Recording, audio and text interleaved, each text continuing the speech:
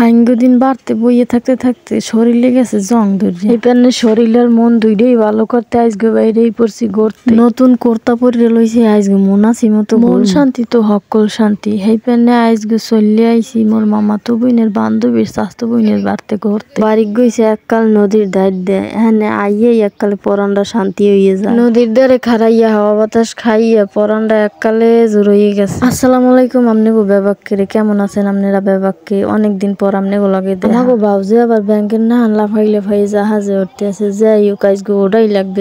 দুই বইনে আর ভাউজে তিনজনে মিলে আজকে মন্ডারে ফেরেশ করতে আইছি নদীর পারে। মগো শাসমে আর জাহাজ বললে কথা, নদীর পারে আইছি আর ছবি তুলবো না এটা কোনো মোরা মাথার রেগো না দাঁত বেটকাইয়া গোড়া আসতে ছবি তুললাম পোজ দিয়া। যেকালে মোরা আইছি একালে এককাল নদীর পানি বাড়ায় সব নামি গেছে আর এখন পান্তে থই থই হরে। বেবাককে পান্তে ডুবাইয়া একসের গোসল করতে আছে। এই পানি কি আর শহরে পাওয়া যায়? এই পানি দেখে যে শান্তি লাগতে আছে। নদীর পানি কত সুন্দর, উবরই ভরি ঢেউ খেলতে আছে। মগো পট্টলির মানুগো মোহে যেরম মিডিয়া পানি আরো মিডিয়া। হেইটি তো বেবাককে কয় আইতে নদী যাইতে খাল মগো বাড়ি বরিশাল। মুই আবার এদিকে গঙ্গা মানু একটা খাড়াইয়ে টাইটানিক পোজ দিলাম। যে রোদ পড়ছে হেই পরে এই জোলার ঠাড়া ভাঙা রোদের মধ্যে আইছি টাকাইতে নদী দেখাইলে। এদিকে আবার মগো বাউ যে কল্লাটা বেহা নেবার কথা চিনতে হারতে আছে আর লঞ্চ দেখতে আছে। মগো শহরে যাইতে হইলে টলারে হরে নদী ছিড়ে হাইপার শহরের দিকে যাওয়া লাগে। দি রইছে বই